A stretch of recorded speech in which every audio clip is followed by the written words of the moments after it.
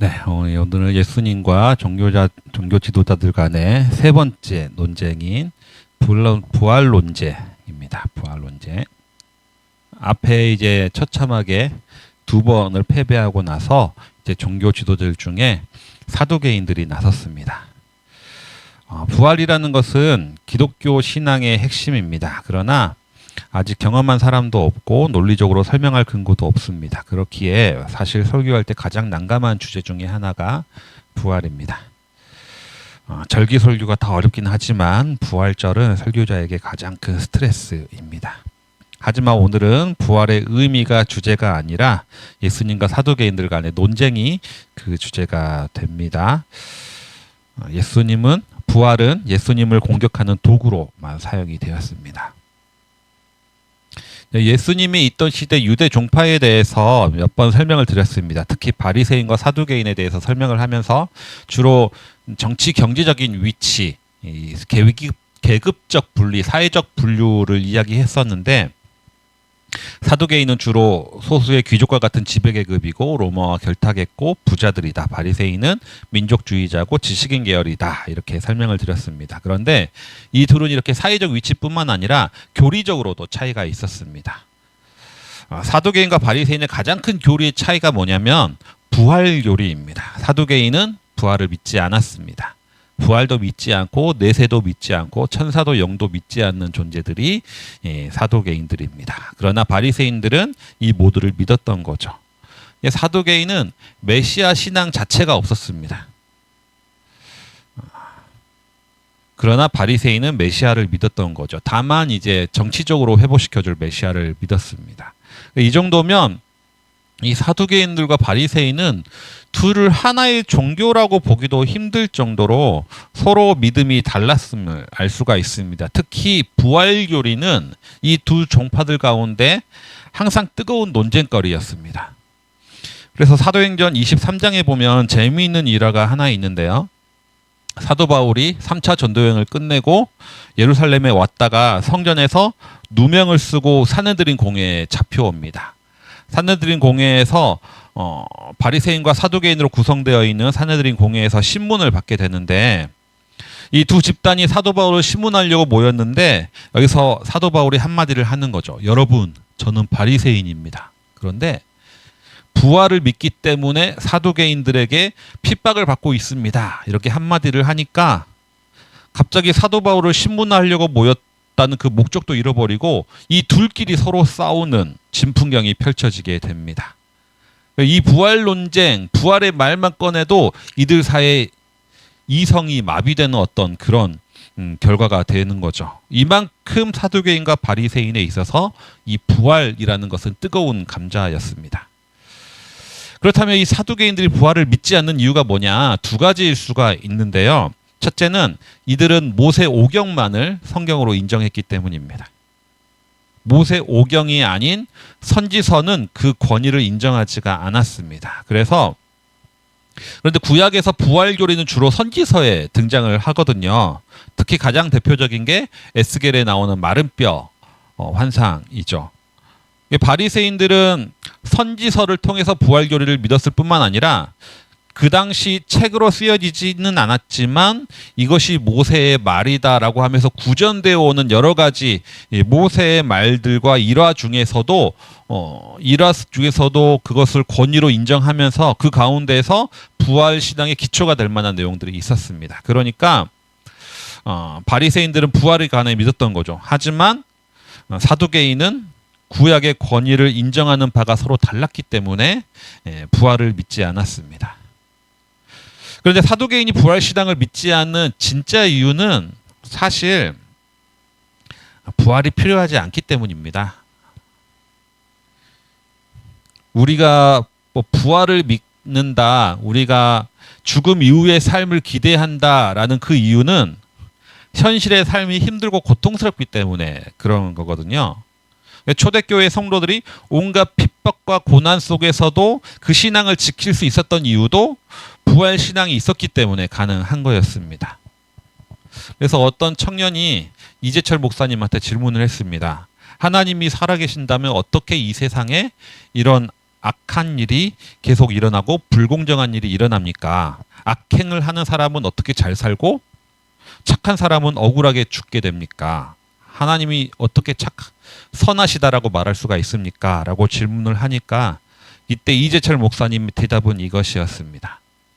우리가 인생을 살고 나서 죽는 것이 우리 인생의 끝이라면 너의 말이 맞다. 그러나 우리는 죽음 이후의 삶이 있다고 믿는 이들이기 때문에 하나님이 감히 불공평하다라고 말할 수가 없다라고 이재철 목사님이 대답을 했었습니다. 이 땅에서 고통당하고 억울함을 안고 살아가는 이들에게 부활을 믿는 것은 필수적이라고 볼 수가 있는 거죠. 그러니까 사두개인은 믿을 필요가 없는 겁니다. 사두개인은 부활도 믿지 않고 천국도 믿지 않고 천사도 믿지 않고 영도 믿지 않았습니다. 왜냐하면 지금 살고 있는 이 땅이 천국이니까. 메시아도 믿지 않는 이유도 마찬가지입니다. 이 세상이 뒤집어지기를 원치 않는 거죠. 바뀌지를 원치 않는 겁니다. 이 세상 그대로 살아가기를 원하는 것이 사두개인들입니다. 어쩌면 부활이라는 것은 이들에게 있어서는 안 될 것에 더 가깝습니다. 그렇기 때문에 이 사두개인들은 예수님과 그 부활에 대해서 논쟁을 하겠다고 마음을 먹은 거죠. 왜냐하면 예수님과 예수님을 따르는 무리들은 부활을 다 믿고 있었고 예수님 스스로도 자신이 죽고 나서 부활할 것이라고 몇 번 이야기했었기 때문입니다. 사두개인들이 예수님께 와서 질문합니다. 근데 이 질문의 배경에는 모세오경에 나와 있는 형사취수제가 그 배경이 됩니다. 고대 사회에서는 남편이 죽으면 과부가 먹고 살기가 막막해집니다. 그래서 장성한 자녀가 없는 경우 더 생존이 불가능해지는 거죠. 그래서 율법은 일종의 그 사회적인 안전망을 위해서 형사취수제가 있었습니다. 형이 죽으면 그 부인, 그러니까 형수는 동생과 결혼을 하는 겁니다. 그리고 이 동생과 이 형수 사이에 자녀가 태어나면 그 자녀는 이제 형의 아들로 이렇게 호적이 올라가게 되는 거죠. 그러니까 이 자녀는 사실 생물학적인 아빠를 따르는 것이 아니라 생물학적인 엄마를 따르게 된다는 겁니다. 이 부부로 인해서. 이게 가능한 이유는 유대 사회는 모계 사회이기 때문입니다. 그래서 이스라엘을 건국하면서 유대인들이 이 팔레스타인 땅에 들어와서 살도록 했는데 그 유대인을 구별하는 기준이 뭐냐면 엄마가 유대인이냐 아니냐를 통해서 유대인을 구분했습니다. 그래서 아빠가 유대인이고 엄마가 유대인이 아니라면 유대인이 아닌 겁니다. 근데 아빠가 유대인이 아니더라도 엄마가 유대인이라면 유대인으로 인정을 해준 거죠. 유대인은 모계 사회를 따르기 때문입니다. 형사취수제라는 것은 이 모계 사회의 배경 아래에서 이제 있었던 율법이라고 볼 수가 있습니다. 이것을 가지고 이제 사두개인들이 질문합니다. 7 형제가 있었는데 첫째가 결혼을 하고 나서 죽었습니다. 그래서 둘째가 형수와 결혼을 했으나 둘째도 죽었습니다. 그래서 셋째와 결혼을 합니다. 그런데 셋째도 죽었습니다. 이렇게 해서 7 형제가 다 죽었습니다. 형수와 결혼을 하고 죽었습니다. 그렇다면 만약에 부활이 있다면 이들이 다 부활한 가운데 만나게 될 텐데 그러면 이 여성은 누구의 부인이 됩니까? 이렇게 질문을 하는 거죠. 이렇게 질문을 하는 이유가 뭡니까? 그러니까 부활이라는 것은 논리적으로 말이 안 되는 겁니다. 부활은 불가능한 겁니다. 라고 말하기 위해서, 주장하기 위해서인 거죠. 그런데 이 사두개인이 가정하고 있는 이 상황이 실제로 일어날 가능성이 있나요? 이거는 현실성 제로에 가깝습니다. 논리적으로 따지면 말은 되죠. 하지만 실제로 일어날 가능성이 없습니다. 정말로 이런 일이 일어났다. 정말로 7명의 형제가 한 여자와 결혼을 해서 일일이 다 죽었다. 그렇다면 그 여자를 의심해 봐야 됩니다. 아마 둘째, 셋째까지만 죽었어도 그 여성은 연쇄살인범으로 의심받을 가능성이 큽니다. 실제로 이 당시에 유명한 랍비인 가말리엘은 아내의 남편이 3번 연속으로 죽었을 경우 아내가 남편을 죽인 것으로 추정할 수 있다라고 주장을 했습니다. 그러니까 사두개인들은 도저히 일어날 수 없는 상황을 설정해 놓고 이러니까 부활은 논리적으로 말이 안 됩니다. 이렇기 때문에 부활은 합리적이지 않습니다라고 주장을 하고 있는 겁니다. 그야말로 반대를 위한 반대 논리를 펴는 거죠. 이렇게 말하는 사두개인은 이 시대에 살아가고 있는 이성적인 인간, 합리적인 인간을 대표한다고 볼 수가 있습니다. 논리적으로 기독교 교리를 판단하고자 하는 현대인의 모습과 같습니다. 이성과 논리로 보면 사실은 기독교 교리는 말이 안 되는 게 많습니다. 성경도 여기저기 맞지도 않고 오류도 많이 있는 것이 사실입니다. 그렇기 때문에 믿지 않는 사람들에게 신앙에 대해서 설명하고 믿음에 대해서 설명하는 것은 쉬운 일이 아닌 거죠. 신앙이라는 것은 논리적으로 설명되는 것이 아니라 경험되어야 합니다. 어떻게 경험되느냐? 믿음의 삶을 살아가는 사람들을 통해서 경험되는 겁니다. 부활신앙도 마찬가지입니다. 부활이라는 것은 논리와 이성으로 이해되는 것이 아닙니다. 부활을 경험한 사람들을 통해서 믿어지는 거죠. 예수 그리스도께서 승천하시고 나서 초대교회의 성도들은 부활을 증거하는 부활의 증인들이 되었습니다. 그런데 그 초대교회 성도들이 부활을 증거하는 방식은 예수님이 묻혔던 빈 무덤을 보여준다거나 예수님의 시체를 덮었던 세마포와 같은 것들을 통해서 예수님이 부활하셨다 이렇게 증거로 내세우지 않았습니다. 부활의 가장 강력한 증거는 뭐였느냐?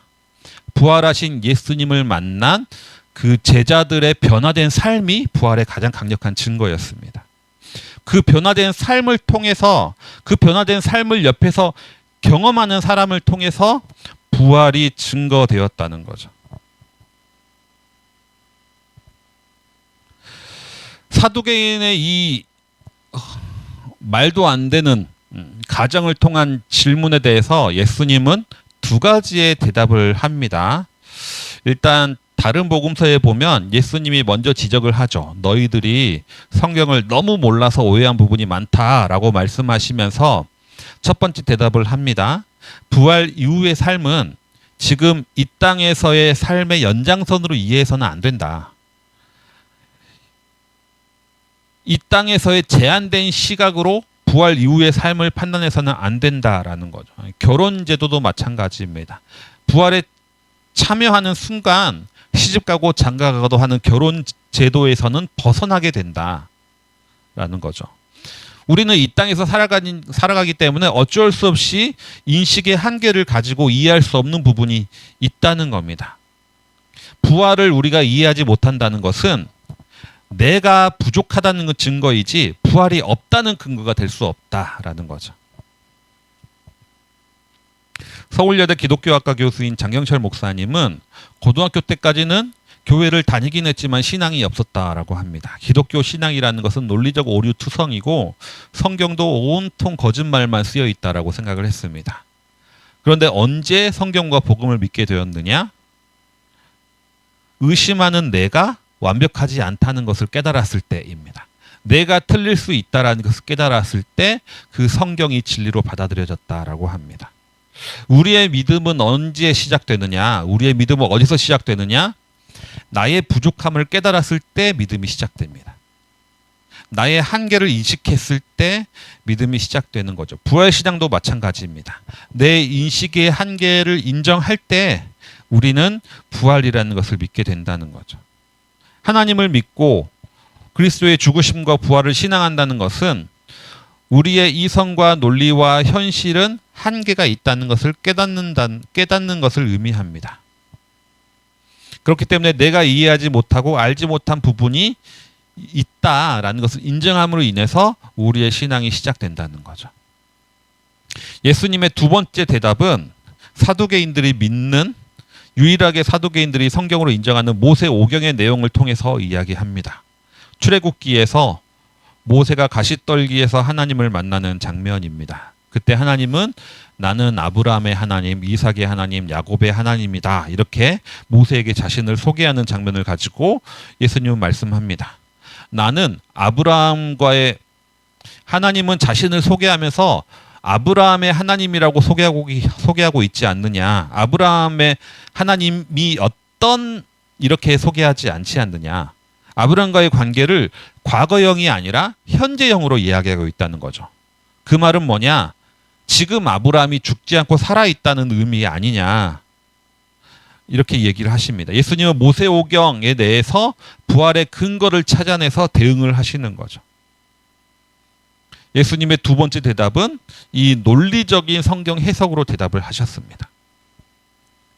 그렇다면 한번 생각해 볼 점이 있습니다. 똑같이 사두개인도 논리적으로 모세오경을 해석했습니다. 예수님도 똑같이 모세오경의 내용을 논리적으로 해석했습니다. 그런데 그 결과가 완전히 다릅니다. 사두개인의 성경 해석에 의하면 부활이 없다는 거죠. 그런데 예수님도 똑같이 논리적인 성경 해석을 했지만 정반대의 결론이 나왔습니다. 어떻게 이런 결과가 나올 수 있느냐? 왜냐하면 답을 정해놓고 성경을 보기 때문입니다. 사두개인의 가장 큰 문제가 이건 거죠. 이미 부활이 없다고 결론을 내려놓고 그 근거로 모세오경의 형사치수제를 가져왔다는 거죠. 이들에게 모세오경은 살아있는 하나님의 말씀이 아니라 자기 주장의 근거와 권위를 뒷받침해주는 도구에 불과하다는 겁니다. 성경을 이렇게 읽는 사람들이 사실 사두개인만 있는 게 아니죠. 어쩌면 우리도 성경 읽는 방식이 이렇게 될 수도 있습니다. 그래서 남편은 아내에게 항상 남편에게 복종하기를 죽게 하듯 하라 이렇게 얘기를 하고, 아내는 남편에게 남편들은 아내를 괴롭게 하지 말라라고 얘기를 합니다. 부모는 자녀에게 자식은 때려도 죽지 않는다 이렇게 얘기를 하고, 자녀는 부모에게 아비들아 자녀를 노엽게 하지 말라 이렇게 말합니다. 모든 사람들이 성경을 자신에게 유리한 방식으로 해석하려고 하는 거죠. 그래서 성범죄를 일으키는 목사는 다윗을 용서하신 하나님을 설교하고, 물질 축복을 바라는 교인은 너의 입을 크게 열라라는 말씀을 읽고, 성전 건축을 원하는 교회는 솔로몬의 성전 건축에 관한 구절을 한 해의 표로 삼는 거죠. 우리는 이렇게 하면서 이것이 바로 하나님의 말씀이다라고 이야기를 하지만 실상은 내 뜻과 내 뜻을 근거로 성경을 사용함으로 인해서 성경의 권위를 떨어뜨리고 있는 겁니다. 사두개인들은 모세오경만이 하나님의 거룩한 말씀이다라고 주장하면서 모세오경의 권위를 높이는 것 같지만 실상은 가장 하나님의 말씀을 경시하는 이들이었던 거죠. 예수님은 이것을 지적하시는 겁니다. 미러링 기법을 사용하면서 이걸 지적하시는 거죠. 말씀을 정리하겠습니다. 오늘은 부활이 논리적 근거가 없다고 주장하는 사두개인들과 예수님과의 벌인 부활 논쟁이 내용이었습니다. 사두개인은 이 시대의 이성적이고 합리적인 인간을 대표합니다. 이들은 논리적으로 설명할 수 없는 것은 진리가 아니다라고 주장을 하는 거죠. 그러나 예수님은 이에 대해 두 가지 대답을 하십니다. 첫째는 논리적으로 설명할 수 없다는 것은 우리가 부족하다는 증거라는 겁니다. 그리고 둘째는 우리는 논리적인 것을 믿는 것이 아니라 믿는 것을 논리적으로 표현하는 존재들이다라는 겁니다. 믿음이 논리에 우선된다는 것이죠. 예수님은 자신을 따라야 하는 이유를 제자들에게 논리적으로 설명하지 않았습니다. 그러나 그분을 만난 제자는 모든 것을 버리고 그분을 따랐습니다. 예수 그리스도의 부활 신앙을 전했던 사도들은 부활을 논리적으로 주장하거나 설득하지 않았습니다. 하지만 그들의 변화된 삶을 지켜본 많은 이들이 그리스도의 부활을 믿었습니다. 믿지 않기로 결심하면 신앙이라는 것은 비논리적입니다. 그러나 믿기로 결심하면 믿음의 삶이 가장 합리적인 선택이 됩니다. 이렇게 그리스도의 가르침을 따라서 믿음의 삶을 살기로 다짐하는 우리 모두 성도님들 되시길 바랍니다. 제가 주신 말씀 기억하시면서 내일을 바라보며 기도 함께 드리겠습니다.